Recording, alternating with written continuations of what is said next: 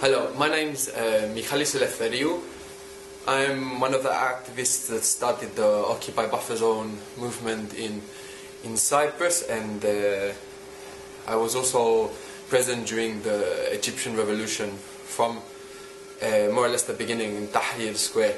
I just posted a statement online urging Egyptian friends to send video messages like this one to Turkish activists, and I said I would do the same, so this is it. I think it's very important for us to learn from each other's experiences in this global uprising, which we know is not just about a park and it's not just about Turkey. It's about one system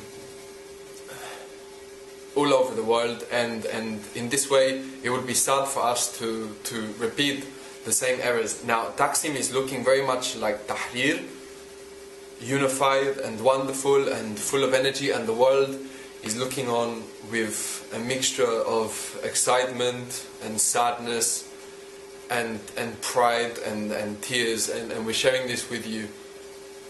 There is some rumble, there is some comments from the army which are worrying, and I wanted to share with you the experience of the Egyptian revolution so that the same thing doesn't happen in Turkey. Most of what the world heard about the Egyptian revolution was some glorious photos and images like those which are coming out of Turkey at the moment, and since then it went quiet. Well, the Egyptian revolution so far has been a complete failure. Why? When Mubarak stepped down and the Supreme Council of Armed Forces took power, the people in the streets were chanting Eid Wahda, one hand with the army, that they were one hand with the army, and they believed that the army was the savior, and Egypt really paid the price for this. The army pretended to be the savior of the people, and of course if the army was going to take power, what they least wanted was a society like that starts a revolution. The army promised to hold power just for some months until they arranged elections. They had power for more than 2 years, during which they systematically worked to divide the country and create instability, to make people want these authoritarian power structures that now we're in the street saying that they don't represent us. I understand that people might feel like this could never happen in Turkey. I remember very well being in Tahrir and not ever feeling in my life such sense of unity, being 1 million people there risking our lives to stand together. I never would have imagined that 1 year later those same 1 million people would have been killing each other in the streets, and that's what SCAF managed to do. Now, my point is only that we have to be very careful to not accept false victories.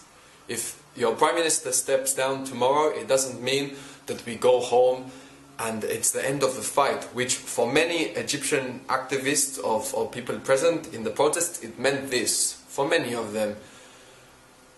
Any change that comes now out of these protests, like the Prime Minister stepping down, is planned. They will have a plan.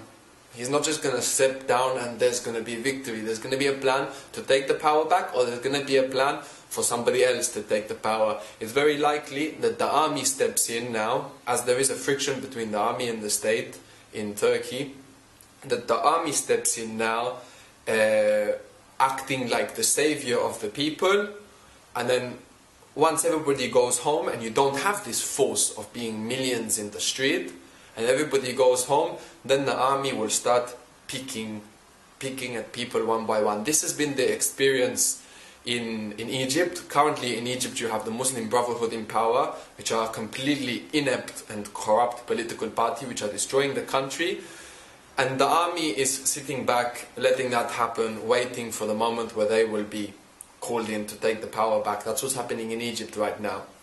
It's not exactly the same situation in Turkey, but the point is that there are some parallels between the two situations.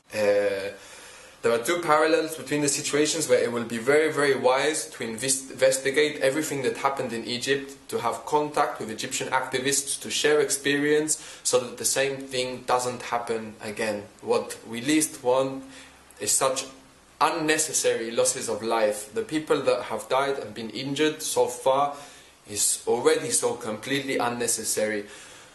To believe in a false victory, it would be even more so. We as the people have to take the power. If anybody comes along, such as the army, that claims to take the power for the state, to take the power from the state for the people, please do not go home. If the army steps in and takes power, there's no question, there's no two ways about it, it means bad news. That's my message from my experience in Egypt. I wanted to share it with you. I'm following everything here. I have very, very dear friends in Turkey. I'm following with my heart, and I wish you luck and wisdom and courage.